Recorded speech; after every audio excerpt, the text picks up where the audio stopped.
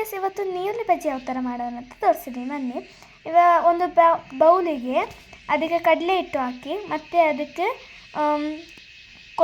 ಕೊತ್ತಂಬರಿ ಸೊಪ್ಪು, ನೀರುಳ್ಳಿ, ಕರಿಬೇವು ಸೊಪ್ಪು ಹಾಕಿ ಚೆನ್ನಾಗಿ ಮಿಕ್ಸ್ ಮಾಡ್ಕೊಳ್ಳಿ. ನೀರು ಒಂದು ಹಾಕಬೇಡಿ ಆಯಿತಾ, ಅದರಲ್ಲಿ ನೀರು ಅದು ಇದಾಗುತ್ತೆ ಆಯಿತಾ, ನೀರು ಹಾಕಬೇಡಿ.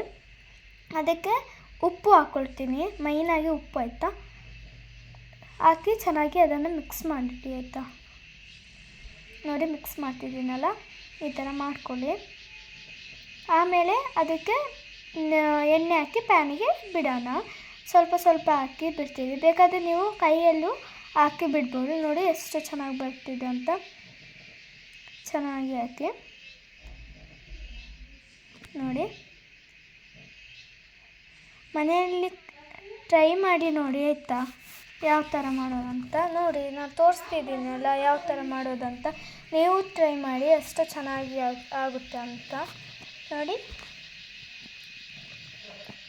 ಚೆನ್ನಾಗಿ ಬಂದಿದೆ. ಅದು ಎಣ್ಣೆ ಬಿಸಿ ಆಗಬೇಕು.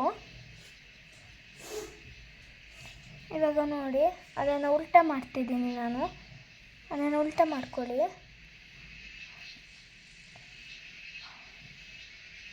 ಅದು ಚೆಂದ ಬೇಯಿಸಿರ್ಬೇಕು ಆಯಿತಾ, ಇಲ್ಲಾಂದರೆ ಅದು ಉಲ್ಟಾ ಮಾಡುವಾಗ ಎಲ್ಲ ಹೋಗ್ಬಿಡುತ್ತೆ ನೋಡಿ.